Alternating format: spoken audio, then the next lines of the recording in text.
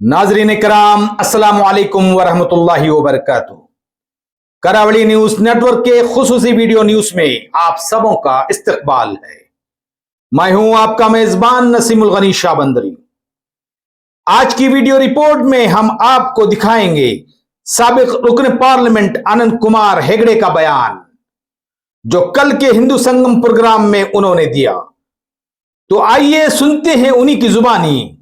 Video को देखने से पहले मैं संक्षेप में आप नाजरीन को बताने की कोशिश करूंगा, तो सुनिए उन्होंने उस वक्त क्या कहा। साबिक रुकन पार्लियामेंट आनंद कुमार हेगड़े ने कहा है कि अगर हिंदू समाज मुत्तहिद होकर खड़ा हो जाए तो उसमें इतनी ताकत है कि पूरी दुनिया इसका एहतराम करेगी। उन्होंने ये बात शहर के पुराने बस स्टैंड के करीब वाकई अवामी चबूतरा मैदान में मुनक्कदा हिंदू संगम प्रोग्राम से खिताब करते हुए कहा। उन्होंने कहा कि चंद अफराद की जानिब से शुरू की गई तंजीम आज एक बड़ी अवामी तहरीक की शक्ल में अख्तियार कर चुकी है और माशरे में बेदारी पैदा कर रही है। उनके मुताबिक भारत के कदीम रिवायात जैसे योगा और आयुर्वेदा आज पूरी दुनिया में मकबूल हो रही है, जो इस बात का वाज़ेह सबूत है कि हिंदुस्तानी तहजीब और सकाफत की आलमी सतह पर अहमियत मुसलसल बढ़ रही है। आनंद कुमार हेगड़े ने कहा कि खुद को कमजोर या पसमानदा समझने का एहसास दरअसल गुलामी की जहनियत का नतीजा है। इसलिए जहनियत को तर्क करके खुद एतमादी के साथ आगे बढ़ना जरूरी है। उन्होंने कहा कि कुछ लोग आरएसएस पर तनकीद करते हैं, लेकिन हकीकत यह है कि इसका मुकाबला करने की हिम्मत किसी में नहीं है। उन्होंने हिंदू समाज के अंदर पाए जाने वाले छोटे मोटे इख्तलाफात को खत्म करके इत्तिहाद और एकजहती के साथ आगे बढ़ने की जरूरत पर जोर दिया। उनका कहना था कि मुआशरे में हसद और रकाबत को छोड़कर सबकी भलाई के बारे में सोचने का जज्बा पैदा करना चाहिए, ताकि समाजी हमआहंगी मजबूत हो सके। वीडियो को आखिर तक देखें और अपनी मुफीद राय से हमें जरूर आगाह करें। वीडियो को लाइक और सब्सक्राइब करना न भूलें। तब तक के लिए अपने दोस्त को इजाजत दें। आदाब। परम पूज्ಯರ ಅಧಿಕಾರಿಗಳಲ್ಲಿ ಅನಂತ ಪ್ರಣಾಮಗಳನ್ನು ಸಲ್ಲಿಸಿ ವೇದಿಕೆಯಲ್ಲಿ ಆಸೀನರಾಗಿರ್ತಕ್ಕಂಥ ಎಲ್ಲ ಗಣ್ಯರೇ, ಕಾರ್ಯಕ್ರಮದ ಮತ್ತು ಈ ಸಮ್ಮೇಳನದ ಅಧ್ಯಕ್ಷರೇ, ಆಗಮಿಸಿರ್ತಕ್ಕಂಥ ಎಲ್ಲ ಬಂಧುಗಳೇ,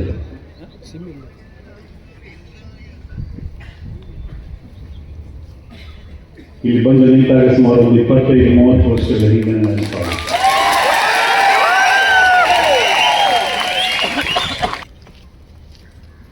ಅವತ್ತಿನ ದಿನ ನಾಗಪುರದ ಒಂದು ಗ್ರೌಂಡಲ್ಲಿ ಅದು ಶುರುವಾಯಿತು, ಮೈದಾನದಲ್ಲಿ ಶುರುವಾಯಿತು. ಯಾರೂ ಕೂಡ ಕಲ್ಪನೆ ಮಾಡಿದ್ದಿರಲಿಲ್ಲ.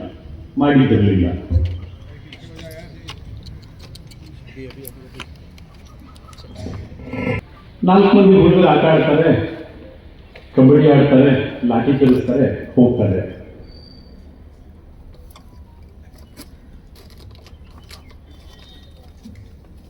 ಇದರ ಆ ಭವ್ಯ ಕನಸಿನ ಮುನ್ನೋಟ ಯಾರಿಗೂ ಕೂಡ ಇರಲಿಲ್ಲ. ಹುಡುಗರು ಆಟ ಆಡ್ಕೊಂಡು ಹೋಗ್ತಾರೆ ಅಂತ ಅನ್ಕೊಂಡಿದ್ರು. ಇವತ್ತು ಕೂಡ ಅದೇ ತರ ಅನ್ಕೊಂತೀವಿ ನಾವು. ದೊಡ್ಡ ಮನುಷ್ಯರು ಅಂತ ಅನ್ಕೊಂಡಿರೋರೆಲ್ಲ ಗ್ರೌಂಡಲ್ಲಿ ಆಟ ಆಡೋ 4 ಮಂದಿ ಹುಡುಗರನ್ನ ನೋಡಿ ಇದು ಇಷ್ಟೇನೆ ಅಂತ ಅನ್ಕೊಂಡಿರ್ತೀವಿ.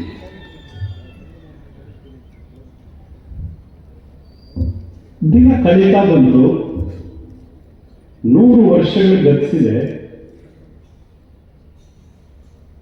ಅವತ್ತಿನ ಸ್ಥಿತಿಗೂ ಇವತ್ತಿನ ಸ್ಥಿತಿಗೂ ಒಮ್ಮೆ ತುಲನೆ ಮಾಡಿದ್ರೆ ಒಳ್ಳೆಯದು.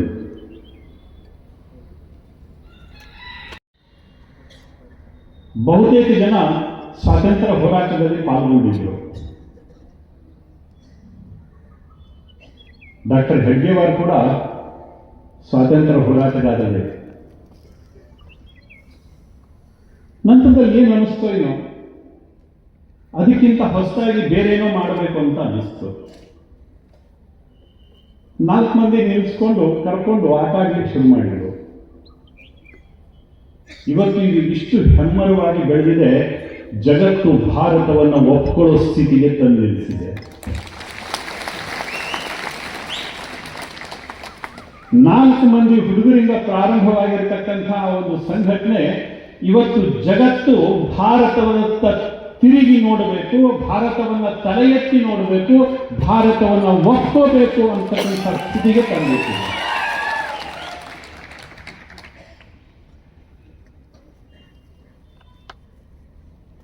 ಯಾವತ್ತೂ ಕೂಡ ಹಾಗಿದೆ. ಗೋಮುಖದಲ್ಲಿ ಯಾರು ಗಂಗೆಯನ್ನು ನೋಡಿರ್ತಾರೆ ಅವರಿಗೆ ಅದರ ಅರಿವಿದೆ, ಒಂದು ಸಣ್ಣ ಹರಿವು. ಗಂಗಾಸಾಗರದಲ್ಲಿ ಗಂಗೆಯನ್ನು ನೋಡ್ಕೊಂಡು ಹೋಗಿ ಗೋಮುಖದಲ್ಲಿ ಗಂಗೆಯನ್ನು ನೋಡಿದಾಗ ಅಜಗಜಾಂತರ ವ್ಯತ್ಯಾಸ. ಇದು ಗಂಗೆಯ ಅಂತ ಅನಿಸ್ಬಿಡತ್ತೆ. ಗಂಗಾಸಾಗರದ ಗಂಗೆಗೂ ಗೋಮುಖದ ಗಂಗೆಗೂ ಇದು ಗಂಗೆನ ಅಂತ ಅನಿಸ್ಬಿಡತ್ತೆ. ತಿಳಿಯಾಗಿ ಹರಿತಾ ಇರತಕ್ಕಂಥ ಗಂಗೆ ಅಲ್ಲಿ ಭೋರ್ಗರ್ಗದ ಗಂಗೆ. ಹೆಸರನ್ನ ಇಟ್ಟಿರ್ತಕ್ಕಂಥ ಗಂಗೆ ಪ್ರಾರಂಭದಲ್ಲಿ ಒಂದು ಸಣ್ಣ ಜಲಧಾರೆ.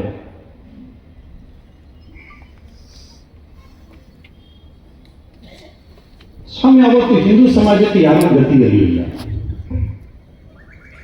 ಸಣ್ಣ ಗುಂಪುಗಳಲ್ಲಿ ಅಲ್ಲಲ್ಲಿ ಸಮಾಜ ಸುಧಾರಕರು ಅವರು ಇವರು ಕೆಲಸ ಮಾಡ್ತಾ ಇದ್ರು. ಆದರೆ ಹಿಂದೂ ಸಮಾಜದ ಸಂಘಟನೆ ಅಂತ ಯಾರೂ ಕೂಡ ಮಾಡಿರಲಿಲ್ಲ. ಅಲ್ಲಲ್ಲಿ ಸಣ್ಣ ಪುಟ್ಟ ಸಮಾಜ ಸುಧಾರಕರು ಕೆಲವೊಬ್ಬರು ಸ್ವಲ್ಪ ಅವರವರದೇ ರೀತಿಯಲ್ಲಿ ದೊಡ್ಡ ಪ್ರಮಾಣದಲ್ಲಿ ಕೂಡ ಮಾಡ್ತಾ ಇದ್ರು.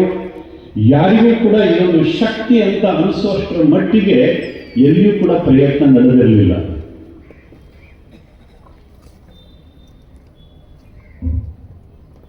ಆದರೆ ಅವತ್ತು ಪ್ರಾರಂಭ ಆಗಿರ್ತಕ್ಕಂಥ ಆ ಒಂದು ಚಿಕ್ಕ ಕಿರುಧಾರೆ ಇವತ್ತು ನಾವಿಲ್ಲಿ ಸೇರಿದ್ದೀವಿ, ಸಾವಿರಾರು ಜನ ಸೇರಿದ್ದೀವಿ, ಒಂದೇ ವಿಷಯಕ್ಕೋಸ್ಕರ ಸೇರಿದ್ದೀವಿ. ಹಿಂದೂಗಳು ನಾವು ಒಂದಾಗಬೇಕು, ಹಿಂದೂಗಳು ನಾವು ಗಟ್ಟಿಯಾಗಿ ನಿಲ್ಲಬೇಕು ಅಂತಕ್ಕಂಥ ಸಂಕಲ್ಪದೊಂದಿಗೆ ವಿಶ್ವಾಸದೊಂದಿಗೆ ನಾವಿಲ್ಲಿ ಸೇರಿದ್ದೀವಿ. ಸ್ವಾಮಿ ದೇಶದ ಅನೇಕ ಗ್ರಾಮಗಳಲ್ಲಿ ಮೂಲೆಗಳಲ್ಲಿ, ಅದು ಹಿಮಾಲಯದ ತುದಿಯಿಂದ ಪ್ರಾರಂಭ ಮಾಡಿ ಕನ್ಯಾಕುಮಾರಿಯ ತನಕ ಮೂಲೆಗಳಲ್ಲಿ ಇದೇ ರೀತಿಯ ಸಮ್ಮೇಳನಗಳು ನಡೀತಾ ಇದ್ದಾವೆ. 1 ವರ್ಷದ ತನಕ ನಡೆಯುತ್ತೆ. ಕೆಲವರಿಗೆ ಅನಿಸ್ಬೋದು ಕೇವಲ ಸಾವಿರಾರು ಜನ ಅಂತ. ಇಲ್ಲಿ ಕುಳಿತಿರ್ತಕ್ಕಂಥ ಒಬ್ಬೊಬ್ಬರು ಕೂಡ ಇತಿಹಾಸವನ್ನು ರಚನೆ ಮಾಡ್ತಾ ಇದ್ದೇವೆ. ಜಗತ್ತಿನಲ್ಲಿ ಹಿಂದುತ್ವದ ಕುರಿತಂತೆ, ಒಂದು ವಿಷಯದ ಕುರಿತಂತೆ, ಸಮಾಜದ ಉನ್ನತಿಗೆ ಕುರಿತಂತೆ, ಸಮಾಜದ ಬಗ್ಗೆ ಕಳಕಳಿಯನ್ನು ಇಟ್ಟುಕೊಂಡು ಸೇರಿರ್ತಕ್ಕಂಥ ಒಂದು ಸಮೂಹ ಇಷ್ಟೊಂದು ದೊಡ್ಡ ಸಂಖ್ಯೆಯಲ್ಲಿ ಸೇರುತ್ತೆ ಜಗತ್ತಿನಾದ್ಯಂತ. ಇದೊಂದು ಜಾಗತಿಕ ದಾಖಲೆ. ಆ ದಾಖಲೆಯನ್ನು ಬರೆಯೋದರಲ್ಲಿ ನಿಮ್ಮ ಪಾತ್ರವೂ ಇದೆ, ನಿಮ್ಮ ಸ್ಥಾನವೂ ಇದೆ. ಕೋಟ್ಯಾಂತರ ಜನ ಈ ತರ ಸಮ್ಮೇಳನಗಳಲ್ಲಿ ಭಾಗವಹಿಸ್ತಾ ಇದ್ದಾರೆ. ಅವ್ರದ್ದೆಲ್ಲರಿಗೂ ಆಶಯ ಒಂದೇ, ಹಿಂದೂ ಸಮಾಜ ಒಂದಾಗಬೇಕು, ಹಿಂದೂ ಸಮಾಜ ಗಟ್ಟಿ ಆಗಬೇಕು, ಹಿಂದೂ ಸಮಾಜ ತಲೆ ಎತ್ತಿ ನಿಲ್ಲಬೇಕು ಅಂತ.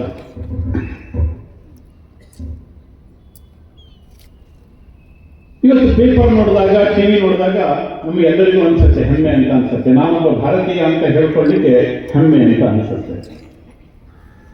ಕಾರಣ ಯಾವುದು ಸ್ವಾಮಿ? ಹಿಂದೂ ಸಮಾಜದ ಜಾಗೃತಿ. ಸಮಾಜಕ್ಕೆ ಒಳಿತಾಗಬೇಕು, ಸಮಾಜ ಒಂದಾಗಬೇಕು ಅಂತ ಆ ಮನಸ್ಸು ನಿಂತ ಧ್ವನಿ ಏನಿದೆ, ಅದರ ಪರಿಣಾಮ ಇವತ್ತು ಜಗತ್ತಿಗೆ ಕೇಳಿಸಿದೆ. ಜಗತ್ತು ತಲೆಬಾಗಿದೆ.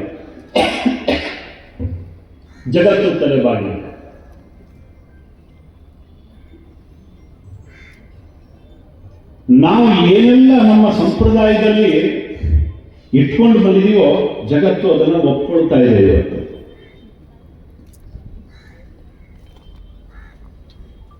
ವಿಶ್ವ ಯೋಗದ ದಿವಸ 125ಕ್ಕೂ ಹೆಚ್ಚು ದೇಶಗಳಲ್ಲಿನ ಪ್ರಧಾನಮಂತ್ರಿಗಳು, ಅಂಬಾಸಿಡರ್ಸ್, ರಾಯಭಾರಿಗಳು ಎಲ್ಲರೂ ಸೇರಿ ಒಂದೇ ದಿವಸ ಒಂದೇ ಕಾಲಕ್ಕೆ ಯೋಗಾಸನವನ್ನು ಮಾಡ್ತಾರೆ, ಯೋಗವನ್ನು ನಡೆಸ್ತಾರೆ. ಮುಂಚೆ ಯೋಗಾಸನ ಅಂತಂದ್ರೆ ಇದೊಂದು ದೊಡ್ಡ ದೊಂಬರಾಟ ಅಂತ ಕರೀತಿದ್ರು ಜನ. ಇದು ನಮ್ಮ ರಾಜಕೀಯ ಪ್ರಭಾವ ಅಲ್ಲ. ಬದಲಾಗಿ ಇಲ್ಲಿನ ಹಿಂದೂ ಸಮಾಜ ಗಟ್ಟಿಯಾಗಿ ನಿಂತು ಧ್ವನಿ ಹಾಕಿರೋ ಪರಿಣಾಮ.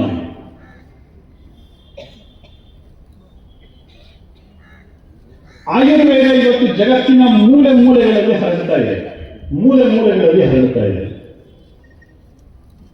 ಯಾರು main stream medical system, medical modality, ಇದನ್ನು ಅಲೋಪತಿ ಅಂತ ಕರೀತಾ ಇದ್ರು, ಅಂತಹ ದಿಗ್ಗಜಗಳೆಲ್ಲರೂ ಕೂಡ ಇವತ್ತು ಆಯುರ್ವೇದವನ್ನು ಒಪ್ಕೊಳ್ಳಿಕ್ಕೆ ಶುರು ಮಾಡಿದ್ದಾರೆ.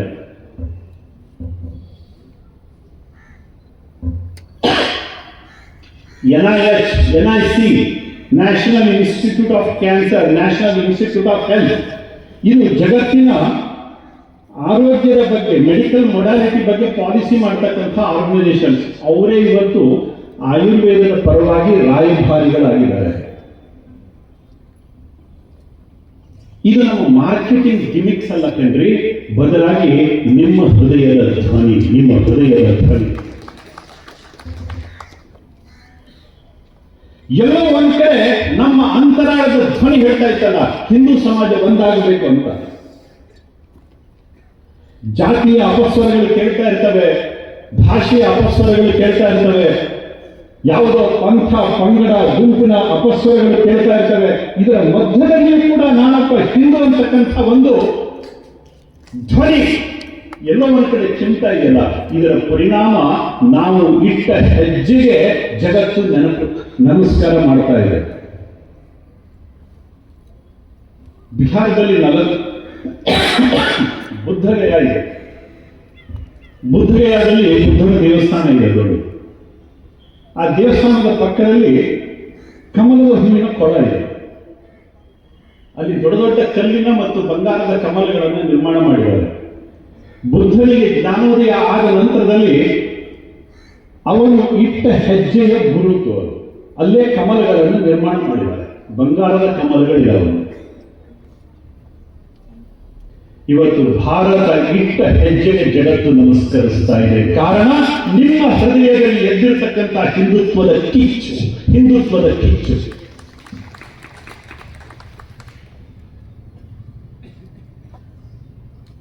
ಜಗತ್ತಿಗೆ ಇದು ಇಷ್ಟ ಇಲ್ಲ. ಜಗತ್ತು ನಮ್ಮನ್ನು ಜರಿತಾ ಇದೆ. ಜಗತ್ತು ನಮ್ಮನ್ನು ದುರ್ಬಲಗೊಳಿಸಬೇಕು ಅಂತಕ್ಕಂಥ ಹುನ್ನಾರದಲ್ಲಿದೆ. ಆದರೆ ಇಲ್ಲಿನ ಸಮಾಜ ತೀರ್ಮಾನ ಮಾಡಿಬಿಟ್ಟಿದೆ. ಎಲ್ಲೋ ಒಂದು ಕಡೆ ತೀರ್ಮಾನ ಮಾಡಿ ಕುಳಿತಿಲ್ಲ. ಅಲ್ಲ, ಹೆಜ್ಜೆ ಹೆಜ್ಜೆಯಾಗಿ ಮುಂದಡಿ ಇಡ್ತಾ ಇದೆ, ಹೆಜ್ಜೆ ಹೆಜ್ಜೆಯಾಗಿ ಮುಂದಡಿ ಇಡ್ತಾ ಇದೆ. ಇತಿಹಾಸದಲ್ಲಿ ಕಂಡು ಕೇಳರಿಯದ ವೇಗದಲ್ಲಿ ಇವತ್ತು ನಮ್ಮ ಗತಿ ಹೊರಟಿದೆ. ಇತ್ತೀಚಿನ ದಿನಗಳಲ್ಲಿ ನೀವು ನೋಡಿರ್ಬೋದು, ಜಗತ್ತಿನ ಪ್ರಧಾನಮಂತ್ರಿಗಳು, ಅಧ್ಯಕ್ಷರು ಎಲ್ಲರೂ ಕೂಡ ಭಾರತ ನಮ್ಮ ಗುರು ಅಂತ ಕರೀತಾರೆ. ಯಾಕೆ? ಎಲ್ಲರಿಗೂ ಗೊತ್ತಿದೆ, ಎಲ್ಲರಿಗೂ ಗೊತ್ತಿದೆ, ಜಗತ್ತಿನಲ್ಲಿ ಎಲ್ಲರಿಗೂ ಕೂಡ ಗೊತ್ತಿದೆ. ಮೊನ್ನೆ ತಾನೇ ಯುರೋಪಿಯನ್ ಯೂನಿಯನ್ ಅಧ್ಯಕ್ಷ ಬಂದವರು ಹೇಳಿದ್ರು, ನಮಗೆ ಏನಾದರೂ ವಿಜ್ಞಾನ ಕಲಿಸಿದ್ರೆ ಅದು ಭಾರತ ಅಂತ. ಅವರೇ ಹೇಳಿದ್ರು, ಜಗತ್ತಿಗೆ ಏನಾದರೂ ಗಣಿತ ಕಲಿಸಿದ್ರೆ ಅದು ಭಾರತ ಅಂತ. ಇಷ್ಟು ದಿವಸಗಳ ಕಾಲ ಅವ್ರ ಬಾಯಿಗೆ ಬರ್ತಿರ್ಲಿಲ್ಲ, ಇಷ್ಟು ದಿವಸಗಳ ಕಾಲ ಬರ್ತಿರ್ಲಿಲ್ಲ. ಸೈನ್ಸ್, ಟೆಕ್ನಾಲಜಿ, ಇನೋವೇಷನ್ ಎಲ್ಲದೂ ಕೂಡ ಯುರೋಪ್ನಿಂದ ಪ್ರಾರಂಭ ಆಯಿತು, ಫ್ರಾನ್ಸ್ನಿಂದ ಪ್ರಾರಂಭ ಆಯಿತು, ಜರ್ಮನಿಯಿಂದ ಪ್ರಾರಂಭ ಆಯಿತು, ಇಂಗ್ಲೆಂಡಿನಿಂದ ಪ್ರಾರಂಭ ಆಯಿತು, ಅಮೆರಿಕಾದಲ್ಲಿ ಶುರುವಾಯಿತು. ಇದೇ ತುತ್ತೂರಿ ಬಿಡ್ತಾ ಇದ್ರು, ತುತ್ತೂರಿ ಊದ್ತಾ ಇದ್ರು. ಆದ್ರೆ ಇತ್ತೀಚೆಗೆ ಬಂದವರು ಹೇಳ್ತಾರೆ, ನಮಗೆ ನಾಗರಿಕತೆಯನ್ನು ಕಲಿಸಿಕೊಟ್ಟಿದ್ದು ಭಾರತ. ಆದ್ರೆ ನಮಗೆ ಹೇಳ್ಕೊಟ್ಟಿಲ್ಲ ಸ್ವಾಮಿ. ನಮಗೆ ಇಲ್ಲಿ ಮಾತ್ರ ಅಕ್ಬರನೇ ಮಹಾಪುರುಷ ಆಗಿದ್ದ ಅನ್ನೋಂಥದ ಹಳೆಯ ಒಡೆದ ತುತ್ತೂರಿಯನ್ನೇ ಕಿವಿ ನುಡಿತಾರೆ.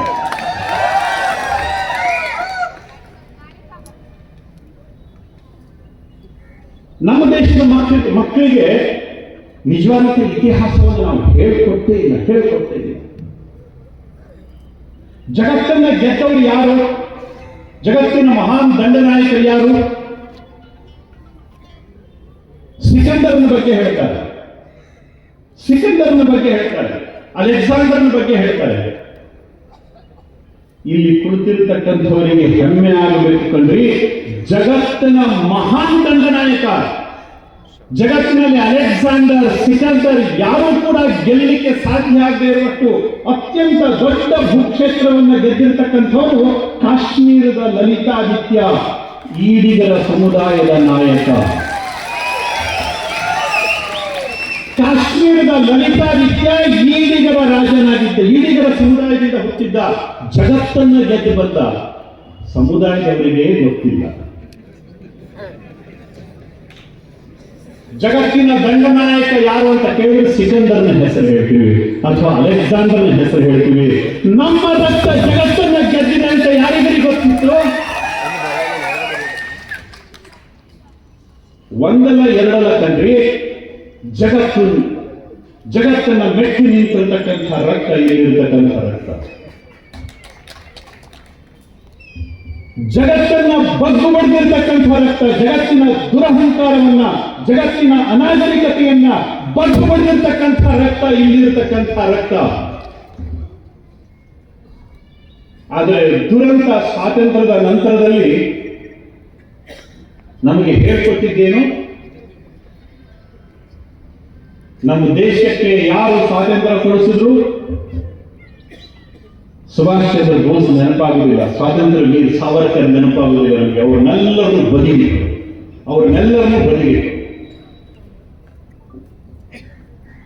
ಬ್ರ್ಯಾಂಡ್ ವಾರ್ ಶುರುವಾಯಿತು. ಆ ಬ್ರ್ಯಾಂಡ್ ಇಟ್ಕೊಂಡು ಮಾರ್ಕೆಟ್ ಮಾಡ್ಲಿಕ್ಕೆ ಶುರು ಮಾಡಿದ್ರು, ರಾಜಕೀಯದ ಲಾಭವನ್ನು ತೆಗೆದುಕೊಳ್ಳಿಕ್ಕೆ ಶುರು ಮಾಡಿದ್ರು. ಇದರ ಪರಿಣಾಮ ಎಂಥ ದ್ರೋಹ ಮಾಡ್ತಾ ಇದ್ರು ಅನ್ನೋದು ಅವ್ರಿಗೆ ಗೊತ್ತಾಗ್ಲಿಲ್ಲ. ನಮ್ಮ ರಕ್ತದ ಗುರುತನ್ನು ಮರೆ ಮಾಡಿಸಿದ್ರು.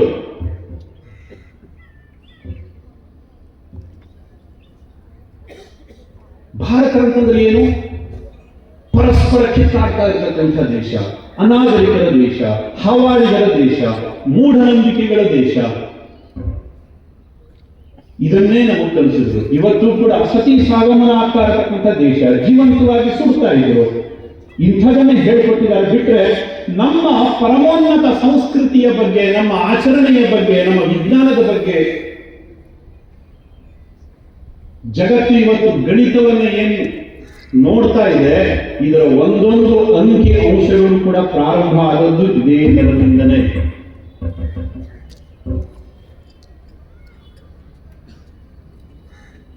ನಾವು ವಾರದಲ್ಲಿ 7 ದಿವಸ ಅಂತ ಕರಿತೀವಿ. ಜಗತ್ತಿನಲ್ಲಿ ಎಲ್ಲ ಕಡೆ 7 ದಿವಸ ಯಾಕೆ? ಬುದ್ಧಿವಂತರಾದ 8 ದಿವಸ ಮಾಡಬೇಕಿತ್ತಲ್ಲ, ಅವರು 9 ದಿವಸ ಮಾಡಬೇಕಿತ್ತಲ್ಲ, ಮಾಡ್ಲಿಕ್ಕೆ ಆಗಲಿಲ್ಲ. ಇದನ್ನು ಅವ್ರು ಹೇಳ್ಕೊಟ್ಟಿದ್ದ ನಮಗೆ. ಜಗತ್ತಿನಲ್ಲಿ ವಾರದಲ್ಲಿ 7 ದಿವಸ ಅಂತ ಹೇಳ್ಕೊಟ್ಟಿದ್ದು ಜಗತ್ತಿನಲ್ಲಿ ಇಂಗ್ಲೆಂಡಿನವ್ರು ಬಂದು ಹೇಳ್ಕೊಟ್ರು ನಮಗೆ. ಜಗತ್ತು ದುಂಡಗಿದೆ, ಗೋಲಾಕಾರದಲ್ಲಿದೆ ಅಂತ ಗೆಲಿಲಿಯೋ ಹೇಳಿದ್ದಕ್ಕೆ ಅವನಿಗೆ ವಿಷ ಕುಡಿಸಿ ಸಾಯಿಸಿರೋ ಸಮುದಾಯ ಇವತ್ತು ವಿಜ್ಞಾನದ ಬಗ್ಗೆ ಹೆಮ್ಮೆಯನ್ನು ಪಟ್ಕೊಳ್ಳುತ್ತೆ. ಆದರೆ ನಾವು ಕೀಳರಿಮೆಯಲ್ಲಿರ್ತೀವಿ. ವಿಜ್ಞಾನ ತಂತ್ರಜ್ಞಾನ ಎಲ್ಲ ಬೆಳೆಯೋದು ಯುರೋಪದಲ್ಲಿ ಅಂತ. ಸ್ವಾಮಿ ಗೆಲಿಲಿಯೋ ಹುಟ್ಟೋಕ್ಕಿಂತ ಸಾವಿರ ವರ್ಷಗಳ ಹಿಂದೆ ನವಗ್ರಹಗಳ ಪೂಜೆ ಮಾಡ್ತಾ ಇರುವಂತವ್ರು ಯಾಕಂದ್ರೆ ಇದೇ ಸಮುದಾಯದ ಜನ ತಾನೆ. ನಾವು ಅವತ್ತು ದಾಟಿದ್ವಿ, 9 ಗ್ರಹಗಳಿದ್ವು, ಇವತ್ತು ಬುದ್ಧಿವಂತರಾಗಿದ್ವಿ, ಅದಕ್ಕೋಸ್ಕರ 10 ಆಗಿದೆ, 11 ಆಗಿದೆ. ಸಾಧ್ಯ ಆಗಲಿಲ್ಲ ಅಲ್ವಾ? ಪ್ರತಿನಿತ್ಯ ಸೂರ್ಯ ಉದಯ ಆಗಬೇಕಾದ್ರೆ ಯಾವ ಗ್ರಹದ ಮುಖಾಂತರ ಆಗ್ತಾನೋ ಅದು ಕೇವಲ 7 ಗ್ರಹಗಳ ಮುಖಾಂತರ ಮಾತ್ರ ಸೂರ್ಯನ ಪ್ರವೇಶ ಈ ಭೂಮಿಗೆ ಆಗತ್ತೆ. ಭಾನುವಾರದ ದಿವಸ, ಸೋಮವಾರದ ದಿವಸ, ಮಂಗಳವಾರದ ದಿವಸ ಆಯಾ ಗ್ರಹಗಳ ಪ್ರತಿಫಲನದ ಬೆಳಕು ಇಲ್ಲಿಗೆ ಭಾನುವಾರ ದಿವಸ ನೇರವಾಗಿ ಬೆಳಕು ಭೂಮಿಗೆ ಬರುತ್ತೆ. ಯಾವ ಗ್ರಹದ ಪ್ರತಿಫಲನ ಅಲ್ಲೇ ಅಲ್ಲ. ಸೋಮವಾರದ ದಿವಸ ಚಂದ್ರನ ಪ್ರತಿಫಲನ ಮೊದಲನೇ ಕಿರಣ ಈ ಭೂಮಿಗೆ ಬೀಳುತ್ತೆ. ಮಂಗಳ ಗ್ರಹದ ಪ್ರತಿಫಲನ ಅದು ಮಂಗಳವಾರದ ದಿವಸ ಬೀಳುತ್ತೆ. ಈ ಸೈಂಟಿಫಿಕ್ ಕ್ಯಾಲ್ಕುಲೇಷನ್ ಮೇಲೇನೆ ನಮ್ಮ ವಾರಗಳ ವಿಷಯ ಅದು ಕಣ್ರಿ. ಮಂಡೇ, ಟ್ಯೂಸ್ಡೇ, ವೆಡ್ನೆಸ್ಡೇ ಅಲ್ಲಿ 8-9 ದಿನಗಳಾಗಲಿಲ್ಲ, ಅಲ್ಲೂ ವಾರಗಳು 7. ಆಲ್ಜಿಬ್ರಾ ಅರೇಬಿಯನ್ರು ಕಳಿಸಿದ್ರು ಅಂತ ಹೇಳಿದ್ರು.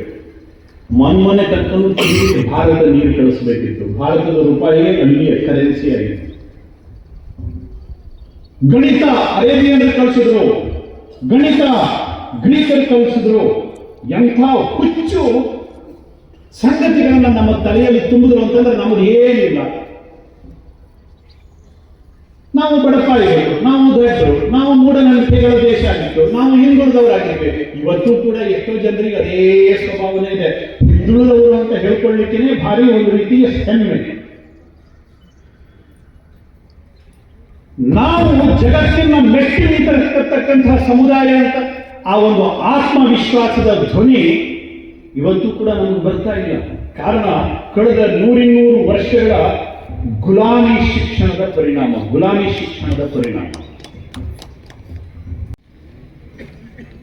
ಯುರೋಪಿಯನ್ ವಿದ್ವಾಂಸರು ಬರೀತಾರೆ, ಹೋಗ್ಲಿ ಬಾಕಿ ವಿದ್ವಾಂಸರು ಬಿಡ್ಲಿ, ಆಲ್ಬರ್ಟ್ ಐನ್ಸ್ಟೀನ್ ಹೇಳ್ತಾನೆ E=mc². ಅದನ್ನ ಕೊಟ್ಟಿರ್ತಕ್ಕಂಥ ಆಲ್ಬರ್ಟ್ ಐನ್ಸ್ಟೀನ್ ಹೇಳ್ತಾನೆ, ನಾನೇನಾದರೂ ಗಣಿತದ ಸಂಶೋಧನೆ ಮಾಡಿದ್ದಿದ್ರೆ, ವೈಜ್ಞಾನಿಕ ಸಂಶೋಧನೆ ಮಾಡಿದ್ದಿದ್ರೆ ಅದಕ್ಕೆ ಭಾರತ ಕಾರಣ ಅಂತ ಹೇಳ್ತಾನೆ.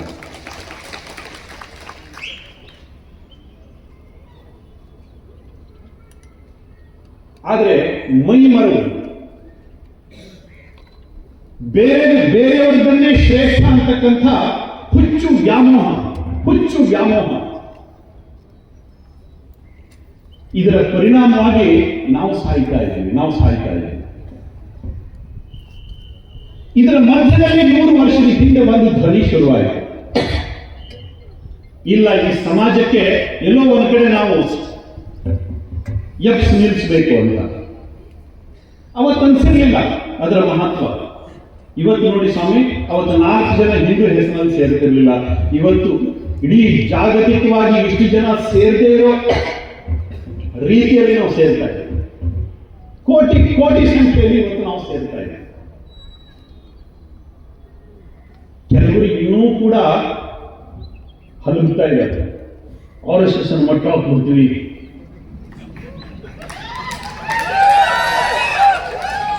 RSS ಅನ್ನು ಮುಗಿಸ್ಬಿಡ್ತೀವಿ, ಶಾಖೆ ಮಾಡಿ ಕೊಡುವುದಿಲ್ಲ, ರೂಟ್ ಮಾರ್ಚ್ ಮಾಡಿ ಕೊಡುವುದಿಲ್ಲ, ಸಮ್ಮೇಳನ ಮಾಡಿ ಕೊಡುವುದಿಲ್ಲ. ಪಾಪ ಮಿಣುಕು ಹುಳ ಇರುತ್ತಲ್ವಾ, ಅದು ಹೇಳತ್ತಂತೆ ತಮ್ಮಿಂದಲೇ ಬೆಳಗಾಗುತ್ತೆ.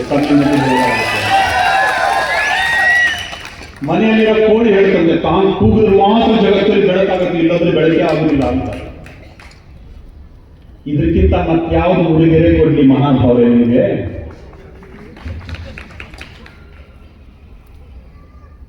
ದಮ್ ಇದೆಯಾ ಇವತ್ತು RSS ಅನ್ನು ನಿಲ್ಲಿಸಿಕೊಂಡು?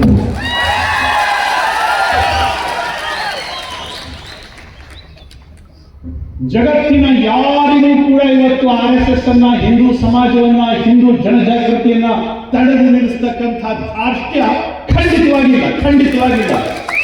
ನಾವಾಗಿ ಎದ್ದು ನಿಂತ್ಕೊಳ್ತಾ ಇದ್ದೀವಿ. ನಮ್ಮ ಆತ್ಮವಿಶ್ವಾಸದ ಜೊತೆಗೆ ನಾವು ಎದ್ದು ನಿಂತ್ಕೊಳ್ತಾ ಇದ್ದೀವಿ. ಸಂಸ್ಕೃತದಲ್ಲಿ ಒಂದು ಮಾತಿದೆ, ಬಲಾಚ ಪೃಥ್ವಿ. ಎಲ್ಲಿ ಬಲ ಇದೆಯೋ, ಎಲ್ಲಿ ಶಕ್ತಿ ಇದೆಯೋ, ಅಲ್ಲೇನೇ ಜಗತ್ತು ನಮಸ್ಕಾರ ಮಾಡುತ್ತೆ. ಯಜ್ಞಕ್ಕೆ ಬಲಿ ಕೊಡೋದು, ದೇವರಿಗೆ ಬಲಿ ಕೊಡೋದು, ಹುಲಿಯನ್ನು ಕೊಡೋದಿಲ್ಲ, ಆನೆಯನ್ನು ಕೊಡೋದಿಲ್ಲ, ಸಿಂಹವನ್ನು ಕೊಡೋದನೇ ಇಲ್ಲ. ಕೊಡೋದು ಯಾವುದು? ಕುರಿಯನ್ನ, ಕೋಳಿಯನ್ನ. ದೇವೋ ದುರ್ಬಲ ಘಾತಕ. ದೇವರಿಗೂ ಕೂಡ ದುರ್ಬಲರ ರಕ್ತವೇ ಭಾರಿ ಇಷ್ಟ. ದೇವರು ಯಾವತ್ತು ಆನೆಯನ್ನು ಬಲಿ ಕೊಡಿ ಅಂತ ಕೇಳಿದಾನ? ದೇವರಿಗೂ ಕೂಡ ದುರ್ಬಲರ ರಕ್ತವೇ ಇಷ್ಟ. ನಾವು ದುರ್ಬಲರಾಗಿದ್ರೆ ಎಲ್ಲರಿಗೂ ನಮ್ಮ ಬಲಿ ಬೇಕು. ನಾವು ಪ್ರಬಲರಾಗಿದ್ರೆ, ನಾವು ಶಕ್ತಿಶಾಲಿಗಳಾಗಿದ್ರೆ, ನಾವು ಎದ್ದು ನಿಂತ್ಕೊಂಡು ಗರ್ಜನೆ ಮಾಡಿದ್ರೆ ಎಲ್ಲರೂ ಕೂಡ ನಮ್ಮ ಕಾಲ್ಭೂಮದಲ್ಲಿ ಬಂದು ನಿಂತ್ಕೊಳ್ತಾರೆ. ಸ್ವಾಮಿ, ಹಿಂದೂ ಸಮಾಜ ಇವತ್ತು ತಲೆ ಎತ್ತಿ ನಿಂತ್ಕೊಳ್ತಾರೆ. ಯಾರಿಗೇನೇ ಹೇಳಿ ಇದನ್ನು ನಿಲ್ಲಿಸಲಿಕ್ಕೆ ಸಾಧ್ಯನೇ ಇಲ್ಲ. ಜಗತ್ತಿನಲ್ಲಿ ಆ ಓಟ ಪ್ರಾರಂಭ ಆಗಿದೆ. ತಾನಾಗಿ ಇವತ್ತು ಹಿಂದೂ ಸಮಾಜಕ್ಕೆ ಆ ಒಂದು ಆತ್ಮವಿಶ್ವಾಸ ಬಂದ್ಬಿಟ್ಟಿದೆ. ಆದರೆ ಆ ಒಂದು ಮಹಾನ್ ಸಂಗ್ರಾಮದಲ್ಲಿ ನಮ್ಮ ಒಳಗಿನ ಕೆಲವೊಂದು ಓರೆಕೋರೆಗಳನ್ನು ನಾವು ತಿದ್ದುಕೋಬೇಕು. ಶಕ್ತಿಗೆ ಮತ್ತಷ್ಟು ಪುಷ್ಟಿಯನ್ನು ಕೊಡಬೇಕು. ನಮ್ಮಲ್ಲಿರ್ತಕ್ಕಂಥ ಜಾತಿ ವ್ಯವಸ್ಥೆ. ಯಾವತ್ತೂ ಕೂಡ ನಮ್ಮ ಧರ್ಮಶಾಸ್ತ್ರದಲ್ಲಿ ಜಾತಿಯ ಬಗ್ಗೆ ಉಲ್ಲೇಖವೇ ಆಗಿದೆ. ಯಾರಾದರೂ ಪಂಡಿತರಿದ್ರೆ ನನ್ನ ಎದುರುಗಡೆ ಬರಲಿ. ಜಗತ್ತಿನ ಯಾವುದೇ ಗ್ರಂಥಗಳಲ್ಲಿ, ಹಿಂದೂ ಧರ್ಮ ಗ್ರಂಥಗಳಲ್ಲಿ ಜಾತಿಯ ಬಗ್ಗೆ ಉಲ್ಲೇಖವನ್ನೇ ಮಾಡಿದೆ.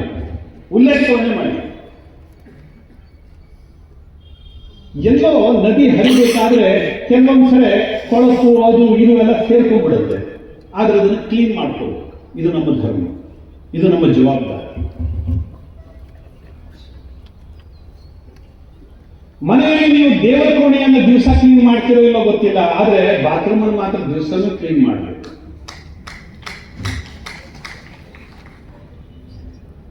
ದೇವರ ಕೋಣೆಯನ್ನು ದಿವಸ ಕ್ಲೀನ್ ಮಾಡಿದ್ರೆ ನಿಮ್ಮ ಮನೆಗೆ ಏನು ತೊಂದರೆ ಆಗಲಿಲ್ಲ. ಆದ್ರೆ ಬಾತ್ರೂಮ್ ಅನ್ನು ಕ್ಲೀನ್ ಮಾಡಿದ್ರೆ ನಿಮಗೆ ಮನೆಯಲ್ಲಿ ಕೂತ್ಕೊಳ್ಳಿಕ್ಕೆ ಆಗೋದಿಲ್ಲ.